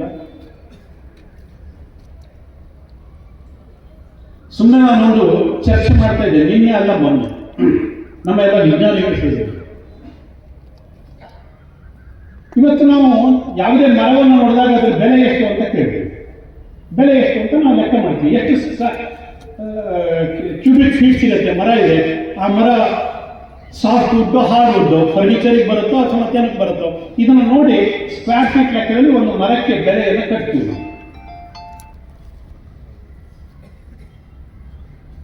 ಇದೇ ಗೊತ್ತು ಒಂದು ಮರದ ಬೆಲೆ ಎಷ್ಟು ಅಂತ, ಇಷ್ಟೇ. ಎರಡನೇ ಹಂತದಲ್ಲಿ ಇವತ್ತು ಲೆಕ್ಕಾಚಾರ ಶುರುವಾಗಿದೆ. ಕಾರ್ಬನ್ ಸಿಂಕಿಂಗ್ ಕೆಪಾಸಿಟಿ ಎಷ್ಟು ಆ ಮರದ್ದು, ಇದ್ರ ಬಗ್ಗೆ ಇವತ್ತು ವ್ಯಾಲ್ಯೂಯೇಷನ್ ಶುರುವಾಗಿದೆ. ಕಾರ್ಬನ್ ಡೈಆಕ್ಸೈಡ್, ಮೊನಾಕ್ಸೈಡ್ ಇದನ್ನೆಲ್ಲ ಹೀರ್ಕೊಳ್ಳುತ್ತೆ. ಕಾರ್ಬನ್ ಡೈಆಕ್ಸೈಡ್ ಅನ್ನ ಮರ ಹೀರ್ಕೊಳ್ಳುತ್ತೆ, ಆಮ್ಲಜನಕವನ್ನು ಕೊಡುತ್ತೆ. ಅದ್ರದ್ದು ವ್ಯಾಲ್ಯೂ ಎಷ್ಟು ಅದು ಶುರುವಾಗಿದೆ. ನಾನಿನ್ನೆ ನಮ್ಮ ಬೇರೆ ಬೇರೆ ದೇಶದ ವಿಜ್ಞಾನಿಗಳ ಜೊತೆಗೆ ಚರ್ಚೆ ಮಾಡ್ತಾ ಇದ್ದ ಹೇಳಿದೆ, ಎಲ್ಲ ಮರಗಳಲ್ಲಿ ಕೂಡ ಎಲೆಕ್ಟ್ರಾನ್ಸ್ ಜಾಸ್ತಿ ಇರ್ತದೆ. ಇದೊಂದು ಅತ್ಯಂತ ಡೀಪ್ ಸೈನ್ಸ್. ಎಲ್ಲ ಎಲೆಗಳಲ್ಲಿ, ಎಲ್ಲ ಮರಗಳ ತೊಗಟೆ, ಬೇರೆ ಏನು ಬೇಕಾದ್ರೂ ತಗೊಳ್ಳಿ, ಮರಗಳಲ್ಲಿ ಎಲೆಕ್ಟ್ರಾನ್ಸ್ ಜಾಸ್ತಿ ಇರ್ತದೆ. ಅದಕ್ಕೋಸ್ಕರ ನಮ್ಗೆ ಹೇಳ್ತಾರೆ ಡಾಕ್ಟರ್ಗಳು, ಏನಾದ್ರು ಹೆಚ್ಚು ಕಡಿಮೆ ಆದರೆ ಬೇಳೆಕಾಳು ತಿನ್ನಿ, ನೆನೆಸಿದ ತರಕಾರಿ ತಿನ್ನಿ, ಸೊಪ್ಪು ತಿನ್ನಿ, ಯಾಕೆ ಆಂಟಿಆಕ್ಸಿಡೆಂಟ್ ಜಾಸ್ತಿ ಇರ್ತವೆ ಅಂತ. ಆ ಎಲೆಗಳಲ್ಲಿ ಜಾಸ್ತಿ ಇರ್ತವೆ. ಅದರಲ್ಲಿ ಎಷ್ಟು ಎಲೆಕ್ಟ್ರಾನ್ಸ್ ಇದೆ ಯಾರಿಗೂ ಅರ್ಥ ಆಗೋದಿಲ್ಲ. ನಾನು ಹೇಳಿರ್ಬೋದು, ನಿಮಗೂ ಇದೊಂದು ರೀತಿ ಹುಚ್ಚು ರೀತಿಯ ಮಾತುಗಳು ಅಂತ ಅನ್ಸ್ಬಿಡುತ್ತೆ. ಮುಂದಿನ ದಿವಸದ ನಮ್ಮ ನಿಸರ್ಗದ ವ್ಯಾಲ್ಯೂಯೇಷನ್, ನಮ್ಮ ಮರದ ವ್ಯಾಲ್ಯೂಯೇಷನ್, ನಮ್ಮ ಪರಿಸರದ ವ್ಯಾಲ್ಯೂಯೇಷನ್, ಇವತ್ತು ಬೆಂಗಳೂರಿಗೆ ಹೋಗ್ರಿ, ಮುಂಬೈ ಹೋಗ್ರಿ, ಡೆಲ್ಲಿಗೆ ಹೋಗ್ರಿ, ಗೊತ್ತಾಗತ್ತೆ ಅಲ್ಲಿ ಆಕ್ಸಿಜನ್ ಚೇಂಬರ್ಗಳಿದಾವೆ. ನಿಮ್ಗೆ ಆಕ್ಸಿಜನ್ ಬೇಕು ಅಂತಂದ್ರೆ ಅಲ್ಲಿ ಹೋಗಿ ಆಕ್ಸಿಜನ್ ತಗೊಂಡ್ಬರ್ಬೇಕು, ಜಾಸ್ತಿ ಆಕ್ಸಿಜನ್ ಅಂತ ತಗೊಂಡ್ಬರ್ಬೇಕು. ಅದಕ್ಕೋಸ್ಕರ ದುಡ್ಡು ಕೊಡ್ಬೇಕು ನೀವು, 1 ತಾಸಿಗೆ 2 ತಾಸಿಗೆ ಅಂತ. ಆಕ್ಸಿಜನ್ ಬೆಡ್ ಅಂತ ಸಿಗ್ತವೆ. ಪ್ರಾಣವಾಯುವಿಗೂ ಕೂಡ ಪರಿತಪಿಸ್ತಕ್ಕಂತಹ ದಿನಗಳು ಮುಂದುಗಡೆ ದೂರ ಇಲ್ಲ. ಇದೇ ರೀತಿ ಮರಗಳನ್ನು ಕಡಿತಾ ಹೋಗ್ತಾರೆ. ಇದ್ರ ಜೊತೆಗೆ ನಾವು ಬದುಕನ್ನು ಬೆಳೆಸ್ಕೊಂಡು ಬಂದಿರತಕ್ಕಂಥ ಸಮಾಜ ಇದೇ ಹಿಂದುತ್ವ ಕಂಡ್ರಿ. ಶಾಲೆ ಹಾಕೊಂಡು ತಿರುಗುದು, ಕುಂಕುಮ ಹಚ್ಕೊಳ್ಳೋದು, ದೊಡ್ಡ ಜಯಘೋಷ ಹಾಕೋದು, ಎಲ್ಲೋ ಎದುರುಗಡೆ ಹೋಗಿ ಅಡ್ಡ ಬೀಳೋದು ಸ್ವಾಮೀಜಿಗಳಿಗೆ, ಇದಷ್ಟು ಹಿಂದುತ್ವ ಅಲ್ಲ. ಬದಲಾಗಿ ನಾನು ಬದುಕಬೇಕು, ನನ್ನ ಜೊತೆ ಪರಿಸರವನ್ನು ಬದುಕಬೇಕು, ನಾನು ಬದುಕಬೇಕು, ಜೊತೆಗೆ ನನ್ನ ಸಮುದಾಯವೂ ಬದುಕಬೇಕು, ನಾನು ಬದುಕಬೇಕು, ಜೊತೆಯಲ್ಲಿ ಸಮಸ್ತ ವಿಶ್ವವೂ ಬದುಕಬೇಕು. ಕಣ್ವಂತ ವಿಶ್ವಮಾರ್ಯಂ ವಸುಧೈವ ಕುಟುಂಬಕಂ, ಈ ಪರಂಪರೆಯಿಂದ ಬಂದಿರತಕ್ಕಂಥವ್ರು ನಾವು. ಅದು ಹಿಂದುತ್ವ. ಈ ಒಂದು ಹೊಸ ಯೋಚನೆಯನ್ನ ಇಟ್ಕೊಂಡು ಮುಂದಿನ ದಿವಸಗಳಲ್ಲಿ ನಮ್ಮ ಸಮಾಜದ ಚಿಂತನೆಯನ್ನ ನಾವು ನಡೆಸುವಂತವರು ಆಗಬೇಕು. ಸಂಘದ 100 ವರ್ಷದ ಈ ಒಂದು ಮೈಲಿಗಲ್ಲು ನಮ್ಮ ಸಮಾಜದಲ್ಲಿ ವಿಸ್ಮೃತಿಯನ್ನ ಹೊಸಟಿ ಹಾಕಿ ಆತ್ಮವಿಶ್ವಾಸವನ್ನು ಬಡಿದೆಬ್ಬಿಸ್ತಕ್ಕಂಥ ಒಂದು ಹೊಸ ಆಂದೋಲನವಾಗಿ ನಡೆದಿದೆ. ಅದಕ್ಕೆ ನಾವುಗಳೆಲ್ಲರೂ ಕೂಡ ಕೇವಲ ಒಂದು ದಿವಸ ಅಷ್ಟೇ ಅಲ್ಲ, ಪ್ರತಿನಿತ್ಯವೂ ನಮ್ಮ ಸಹಯೋಗ ಅದರ ಜೊತೆಗೆ ಇರಬೇಕು ಅಂತಕ್ಕಂಥ ವಿನಂತಿಯನ್ನ ಸಂಘ ಇವತ್ತು ಮಾಡಿಕೊಳ್ತಾ ಇದೆ. ಆಗಬೇಕು ಅದಕ್ಕೋಸ್ಕರ ಮಾಡಬೇಕು ಅಂತಲ್ಲ, ನಮಗೋಸ್ಕರ ಸಂಘ ಹೇಳ್ತಾ ಇದೆ, ನಮಗೋಸ್ಕರ ಸಂಘ ಹೇಳ್ತಾ ಇದೆ. ನಾವು ಗಟ್ಟಿ ಇದ್ರೇನೆ ನಮ್ಮ ಉಸಿರು ಗಟ್ಟಿ ಇರುತ್ತೆ. ಪಟ್ಟಣದ ಜನರಿಗೆ ಇದರ ಬಗ್ಗೆ ಸ್ಪಷ್ಟವಾಗಿ ನಾನು ಬೇರೆ ಮಾತುಗಳಲ್ಲಿ ಹೇಳಬೇಕಾಗಿಲ್ಲ. ಅದರ ಒಂದೊಂದು ಅಕ್ಷರದ ಅರಿವು ಇಲ್ಲಿದೆ. ನಾವು ಗಟ್ಟಿಯಾಗಿದ್ರೇನೆ, ನಾವು ಒಂದಾಗಿದ್ರೇನೆ ನಮ್ಮ ಬದುಕಿಗೆ ಇಲ್ಲಿ ಭರವಸೆ. ಅದಿಲ್ಲ ಅಂತಂದ್ರೆ ಏನಾಗುತ್ತೆ? ಗೋವಿಂದ ಗೋವಿಂದ ಗೋವಿಂದ ಅಲ್ವಾ? ನಾವು ಹೊಡೆದ್ರೆ ಏನಾಗುತ್ತೆ?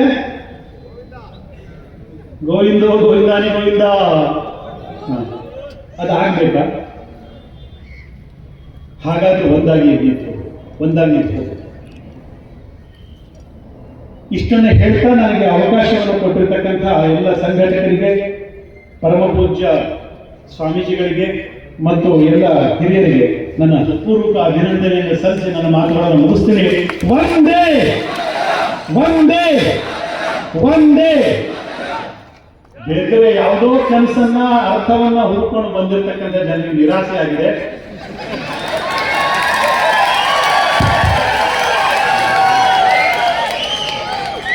ಕ್ಷಮೆ ಇರಲಿ, ಧರ್ಮದ ಕೆಲಸದಲ್ಲಿ ಯಾವತ್ತೂ ನಾವು ಧನ್ಯವಾದಗಳು.